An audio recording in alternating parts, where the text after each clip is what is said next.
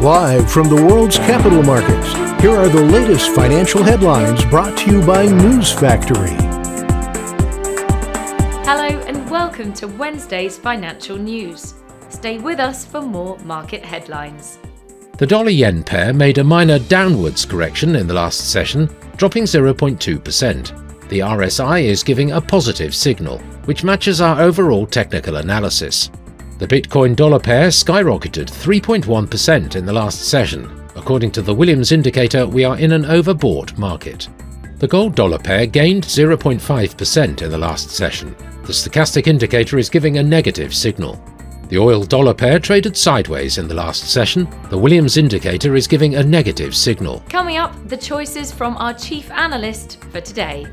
Gold prices rose on after 2 sessions of losses as the dollar eased, while investors sought more clarity on the US Federal Reserve's monetary policy stance.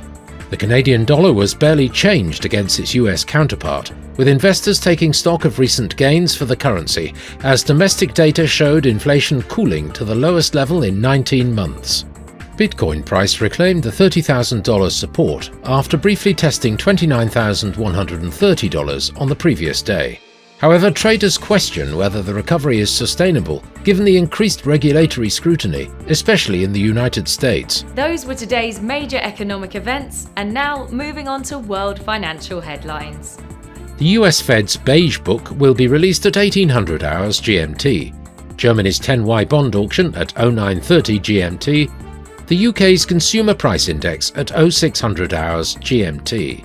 Japan's exports will be released at 2350 GMT, the UK's Core Consumer Price Index at 0600 hours GMT, the US MBA mortgage applications at 1100 hours GMT. We hope that you've enjoyed Wednesday's market outlook. On behalf of all of us here, we wish you a productive trading day. Be sure to join us tomorrow morning for the latest news and events from the financial markets.